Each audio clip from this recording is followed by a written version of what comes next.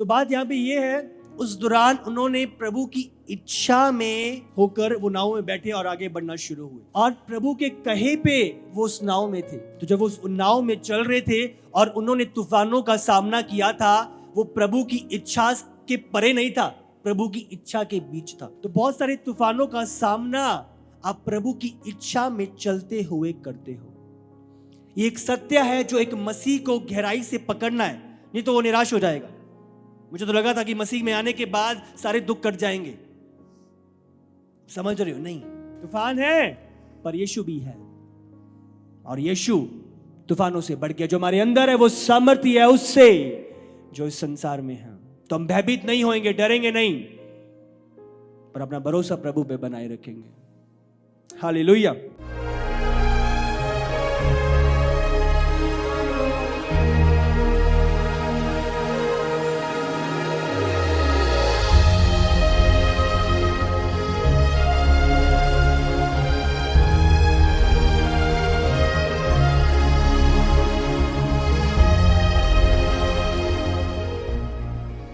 कुछ निकालो मरकुस 4 उसका 35 से 37। उसी दिन जब सांझ हुई तो उसने चेलों से कहा, आओ हम पार चले। और वे भीड़ को छोड़कर जैसा वह था वैसा ही उसे नाव पर साथ ले चले, और उसके साथ और भी नावें थी। तब बड़ी आंधी आई और लहरें नाव पर यहाँ तक लगी कि वह पानी से भरी जाती थी। बोट में पानी आना शुरू हो जाए जब जहाज में, इसका मतलब जहाज का डूबना तय है। हमने देखा टाइटैनिक, हाँ क्या हुआ था, जब क्रैक आया, लीकेज हुई, पानी अंदर आया और इतना बड़ा जहाज डूब गया। क्यों? पानी अंदर आ गया था। ये गलील का समुंदर है, सी ऑफ गैलिली, तो ये अराउंड 700 फीट इसकी गहराई है, और साथ ही बड़े बड़े पहाड़ों से ये घिरा हुआ है। जब आप उधर देखोगे उधर तो ऊंचे ऊंचे पहाड़ों से ये घिरा हुआ है, और अधिकतर बहुत बारी अचानक ऐसे बड़े बड़े तूफान और ऐसी बड़ी बड़ी लहरें वहां पर उठ खड़ी होती हैं, और अचानक से। तो ऐसा ही उस समय हुआ जब चेले यीशु के साथ नाव पर जा रहे थे, और ये समय था जब यीशु की जो सेवकाई थी वो एक पीक लेवल पे थी, एक बहुत ही बड़े लेवल पे, और बहुत सारे लोग, भीड़ की भीड़, हम जानते हैं इससे पहले यीशु के पास आ रही हैं, और यीशु का बाइबल में लिखा है उसका नाम छोट छोट तक फैल गया, और लोग दूर दूर से आ रहे थे अपनी चंगाइयों के लिए, अपनी छुटकारों के लिए यीशु तक आ रहे थे। और उसी दौरान जब यीशु नाव पर अपने चेलों के साथ जा रहे थे तो हम देखते हैं ये बड़ी आंधी आई, और ये लहरें नाव पर यहां तक लगी कि वह अब पानी से भरी जाती थी, पानी से भरी जाती थी। आप समझ रहे हो, जो ये लहरें थी ये बहुत ही बड़ी लहरें थी, बहुत ही बड़ा तूफान था। छोटे मोटे को तो वो संभाल लेते, क्यों? क्योंकि पतरस, यूहन्ना, ये सारे जो थे मछुआरे थे, ये रोज ही इनका काम था समुद्र में, तो उनको पता था तूफान आ रहा है, क्या करना है, ये ऐसे करना है। अब समझ रहे हो?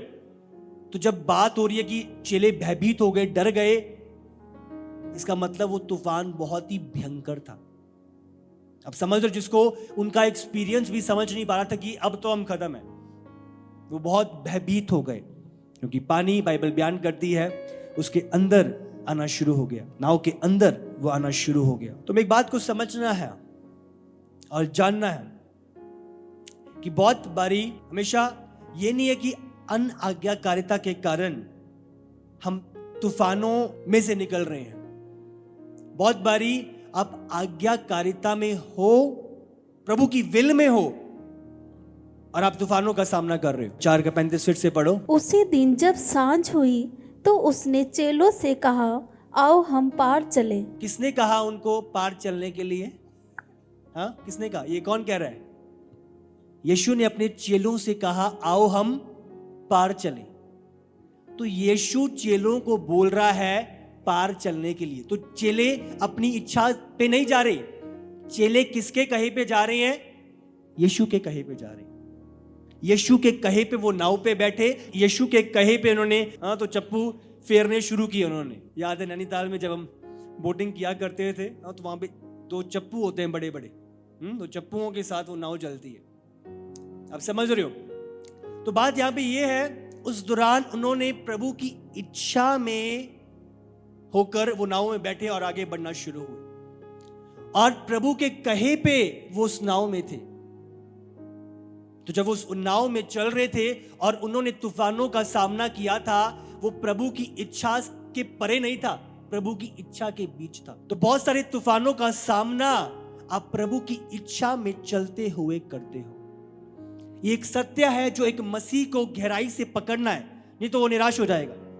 मुझे तो लगा था कि मसीह में आने के बाद सारे दुख कट जाएंगे, समझ रहे हो? नहीं, वो प्रभु की इच्छा में थे। प्रभु ने उन्हें कहा था नाव में बैठ। अब समझ रहे हो, वो तूफान आज्ञाकारिता के अंदर थे। प्रभु आपको सिखाता है, आपको तैयार करता है, आपको छांटता है, आपकी कटनी चटनी करता है ताकि आपको फलवंत कर सके। तो कुछ तूफान प्रभु की विल में है। यूसुफ का बेचा जाना, यूसुफ का जेल में जाना, आप समझ रहे हो, पर यूसुफ का खड़े रहना, एक वायदा प्रभु का। आप समझ रहे हो फर्क क्या है हमारे और दूसरों के बीच में? तूफानों के बीच यीशु हमारी नाव के अंदर है। तूफान है पर यीशु भी है, और यीशु तूफानों से बढ़ के जो हमारे अंदर है वो सामर्थ्य है उससे जो इस संसार में है। तो हम भयभीत नहीं होंगे, डरेंगे नहीं, पर अपना भरोसा प्रभु पे बनाए रखेंगे। मरकुस 4 उसका 38। पर वह आप पिछले भाग में गद्दी पर सो रहा था। ध्यान दे, यीशु गद्दी पे सो रहा था। इसका मतलब वो नाव के अंदर था, चेलों के साथ था। यीशु नाव के अंदर था और चेलों के साथ था। तूफानों के बीच जब तूफानों का सामना चेले कर रहे थे, ये बात आपको गहराई से समझनी है, आज पकड़नी है। यीशु उनके साथ था। तूफान तो थे पर यीशु उनके साथ, वो पीछे। अब समझ रहे हो, जब हम प्रभु की इच्छा में चल रहे हैं, यीशु हमारी नाव में है, हमारी जहाज में है।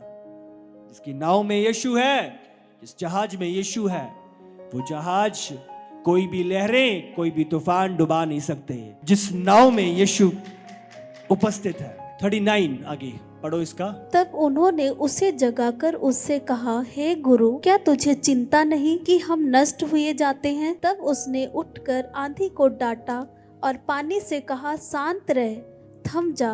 और आंधी थम गई और बड़ा चैन हो गया। यीशु ने आंधी को डांटा। इंग्लिश में लिखा है, he rebuked the storms। ये वही शब्द आया है जब यीशु दुष्ट आत्माओं को डांटता था। He rebuked demons, वही शब्द यहाँ पे इस्तेमाल हुआ है। उसने डांटा, उस आंधी को डांटा। और बाइबल क्या बयान करती है कि आंधी को डांटा और पानी से कहा, शांत रह, थम जा। और आंधी थम गई और बड़ा चैन हो गया। जो मती बयान करता है, ये एक भूचाल की तरह था। जब भूचाल के बीच में जो टेक्टोनिक्स प्लेट्स हिलती हैं अंदर की, बड़ी बड़ी लहरें उठ खड़ी होती हैं सुनामी की तरह। अब समझ रहे हो, बहुत ही भयंकर ये आंधी थी जो चली। तूफान जैसी प्रभु ने कहा, डांटा, बाइबल में क्या, वो थम गई और शांत हो गई। समुद्रों में आंधी थमती है तो एकदम से लहरें नहीं थम जाती, लहरें थमने में टाइम लेती हैं। अब समझ रहे हो, आंधी रुक गई पर लहरें नहीं रुकती। जो प्रेशर बना हुआ है वो बना रहता है कुछ समय तक और उसके बाद रुकती हैं। पर जहां यहां पर हम देखते हैं, जैसी प्रभु ने डांटा और कहा, लहरें शांत हो गई। अब समझ रहे हो, वहां पर थम गई, आंधी भी रुक गई, लहरें भी थम गई, दोनों जगह उसी समय पे तुरंत। पड़ोसी का आगे। और उनसे कहा, तुम क्यों डरते हो? क्या तुम्हें अब तक विश्वास नहीं? उन आंधियों का उद्देश्य क्या है? जो ये आंधियां, लहरें, तूफान आए, किस लिए था? एक उद्देश्य के तहत है, हमें सिखाने के लिए, हमें बनाने के लिए, हमें तैयार करने के लिए, हमारी छटनी करने के लिए। अब समझ लो, अगर आप निकालो भजन संहिता 119:67। यस, उससे पहले कि मैं दुखित हुआ, मैं भटकता था, परंतु अब मैं तेरे वचन को मानता हूँ। मतलब दुखी होने से पहले मैं भटकता था। अब समझ रहे हो, इस चीज को आपको ध्यान से देखना है। उससे पहले कि मैं दुखित हुआ, मतलब दुखित होने से पहले मैं भटकता था, पर अब दुखित होने के बाद, तूफानों का सामना करने के बाद, उन लहरों का सामना करने के बाद क्या लिखा है? अब मैं तेरे वचन को मानता हूं।